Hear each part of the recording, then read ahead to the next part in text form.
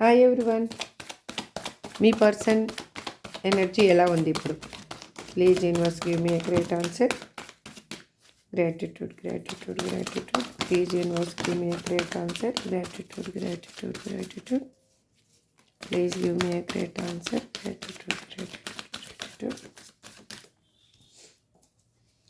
తను మీకు చేసిన మోసానికి తనకి కూడా అక్కడ ఉన్న సిచ్యువేషన్ వల్ల లైఫ్లో ఉన్న పర్సన్స్ అదేవిధంగా నమ్మక ద్రోహం అనేది చేశారు.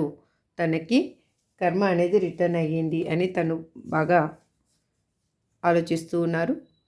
అక్కడ ఉన్న పర్సన్స్ వల్ల, లేడీ పర్సన్స్ వల్ల తన లైఫ్ ఇలా అయ్యింది, వాళ్ళ నెగిటివ్ థాట్స్ వల్లనే తను ఇంత బాధపడుతున్నాను అని మీ పర్సన్కి అర్థమయ్యింది. అందుకే వాళ్ళు దేవుణ్ణి ప్రార్థిస్తున్నారు ఈ సిచ్యువేషన్ నుంచి బయటికి తీసుకెళ్ళమనేసి. వాళ్ళు చాలా జెల్సీగా ఫీల్ అవుతున్నారు మీ గురించి. వాళ్ళు చాలా ఇన్సెక్యూర్గా కూడా ఫీల్ అవుతున్నారు. తనలో ఉన్న ఫీలింగ్స్ని వాళ్ళు ఎక్స్ప్రెస్ చేయలేకపోతున్నారు. ఎందుకు అంటే వాళ్ళు మీరు ఎక్కడ తన నుంచి మూవ్ ఆన్ అయిపోతారు అన్న భయంతో.